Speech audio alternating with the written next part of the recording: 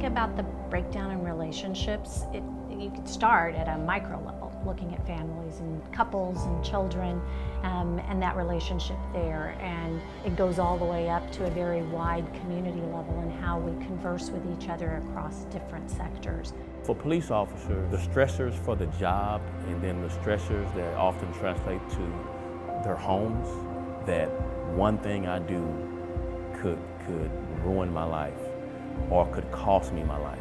How to deal with that with your spouse, with your parents, your kids, how you're dealing with it every day is significant. Poverty has a devastating effect on families.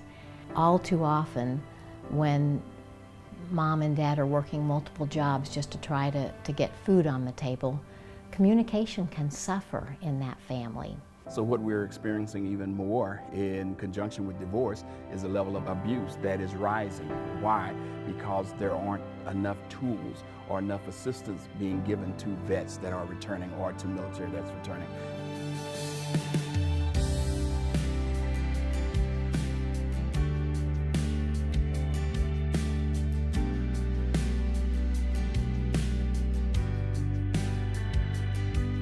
That's all we have on this planet is relationships, and we've got to take care of those. So I'm so proud that Dallas is the host of this sort of conversation. If we start with something as simple as how do you relate to each other in your own family and again in your community, in your neighborhood, in the broad context, how do we bring people from different sides of the community and build those conversations together, that's probably how we're going to make the kind of fundamental change that is lasting. Relationship first, as an organization and as a leader, I believe they are on the cutting edge.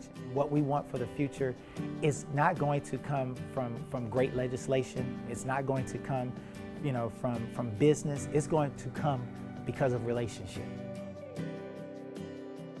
I've always wondered, is my mom proud of me, Oh.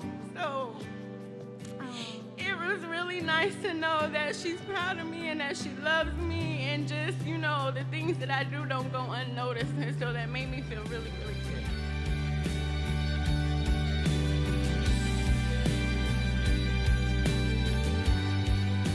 Safe conversations can be applied between husband and wife, parents and children, but more than that, it can be brought between your peers, in your workplace, between your neighbors, between your community and other communities. I'm really thrilled about this safe conversation process for the veterans to help integrate in their relationship with their families. I think that's the thing that gets me the most. By focusing on processes that we learn with Safe Conversations, we've been able to get past some of the personality conflicts that come up. So the way that a teacher speaks to a teacher assistant, the way that a school director interacts with other people on the team, that's a model for children, and they pick up on that. It's not a passing conversation. You're actually engaged with each other. You're not talking, oh yeah, I hear what you're saying. You have to sit there, face each other, and you look at each other. And for me, that was the best part of the whole thing. Safe Conversations is needed in every patrol station, in every precinct, in every law enforcement department across the country. We have the tools in place to resolve our conflicts.